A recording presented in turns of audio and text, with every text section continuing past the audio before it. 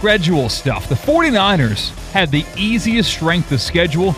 They also are playing 0 teams off a bye next year. What does Brock Purdy have to lead the 49ers to in order for San Francisco to commit to him long term? So, Colin, I think they're going to be committed to him long term before they even play it down. And I was about to bring that up. Christian, remember on this show, previously said he wouldn't give Purdy a dime. He doubled down on theoretically speaking today and said the same thing. I think they're going to be committed before the end of training camp. Now, the Niners like to drag their feet. I think he's going to have a contract before they play. Okay. You want to say prove it year? I don't think that's going to happen. I really don't. Clock's ticking with that roster, Christian. And I picked them to win the Super Bowl last year. I'm not making that mistake this year.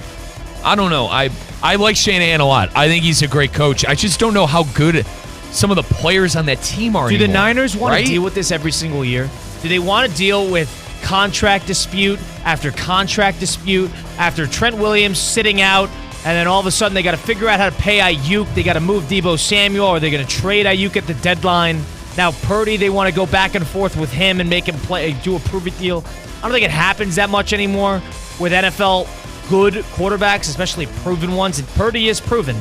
So I would say that based on the relationship I see between San Francisco and Purdy, I think they're going to have something set. I don't know. Who famously once said, it was an NFL head coach, I treat my stars like stars, and I treat my bleep like bleep.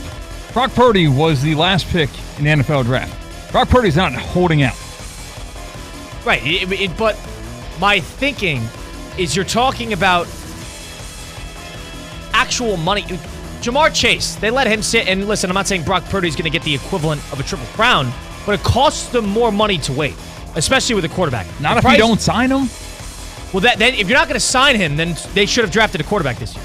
They should have went and got somebody that they could have sit behind him, unless they're aiming to draft a rookie next year and reset the whole roster. If that's the case, then you could have another conversation. I'm not under the impression that that's what the Niners want to do. Christian, I threw you to the wolves a bit there. Explain why you wouldn't pay Purdy. Well, I will. But I would say you would have to restructure your whole roster if you do pay Brock Purdy. Right now, you have a loaded roster because you haven't had to pay Brock Purdy. So I'd have to go through the actual finances, but it sounds like they could make this work. They're just trying to find a number. I don't know if that's completely accurate. I don't know the actual specifics. But you're right. They have older players with big, fat contracts. But, there are players that they let walk. They got Dre Greenlaw out of there. He went to Denver, and he even got hurt again, unfortunately. But, I mean, they let Charvarius Ward walk. They've let big players go. They have. So, for me, they got rid of Deebo. I would say they're going to figure this out, because why keep playing this game? Why keep playing? This is more of a Christian thing. I don't think you think Purdy is good. Am I right? Yes. You don't think he is good. And I thought we saw 18-week sample size last year. The thing about so you're going to blame last year on Purdy with all the problems that happened with that team? Yes. A year removed from so you're not going to give him the credit when they make the big run, but you're going to give him all the blame when they don't make the run. I think it's dishonest. How is that fair? It's dishonest because we kind of see who's around him. And when you took away who was around him, well, how many quarterbacks are great with playoffs? nobody around him? How many great? There's not a lot, Christian. There's 4 quarterbacks who can maybe elevate a bad roster into somewhat contention. The Niners were completely beaten up. Herbert goes out there with a bad, and I don't think Herbert's that good. But if Herbert goes out there with a bad roster, he would stink. Lamar goes out there with a crappy roster every year, and Lamar's great, and Lamar's good without other people needing to be great. But all of a sudden, we complain every single year why he can't get it done. It's because the players around him, and we don't put any blame on him. I do, but you know what I mean. Point is, they all got hurt. They were completely broken down. I understand if you're not sold on him being a $65 million quarterback, but if you could get him on a 4-year, $200 million contract with 125 of it, 130 of it guaranteed, I think that's not only a budget player for somebody that's experienced, unless you want to play the rookie charade again. And I think, honestly, all sides are pretty pleased here because you've been scraping along. And also, there's an operation in good faith that I think has something to do with this, because he's been getting paid. He probably gets paid $122,000 a year to play for the San Francisco 49ers going on Super Bowl runs. And he's been good in the postseason, too. I'm a Brock Purdy defender. And would you give him a Darnold contract, a Geno Smith kind of contract? He's earned more than that. He has earned more than that, I would say, $50 million a year, which would probably be like top 10, 12 in the league.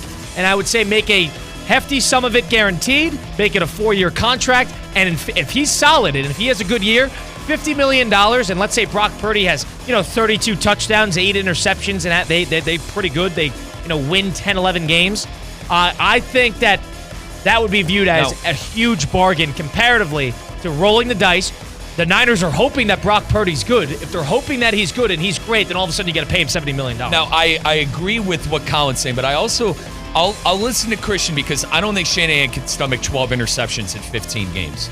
I think the way that offense is run, they like to run the football, they like to take care of the football, and they like to hang on to the football and not let the opponent get it. If you're turning the ball over 12 times in 15 games, I think Shanahan will take an issue with that. But to Colin's point, was last year an anomaly because of all the injuries? I tend to agree with Colin. My thinking is the whole goal for the 49ers is they want him to play well. They have an easy schedule. You just said they don't play anybody coming off a bye. This is sort of the last hurrah with this roster. If you really wanted to make it a last hurrah and then just let him play and then completely wash and reset the 49ers, I'm not under the impression they want to do that, but they're rooting for Brock Purdy to play well. That we can agree on. They're rooting for him to have a good year. If he has a good year, price tag goes up.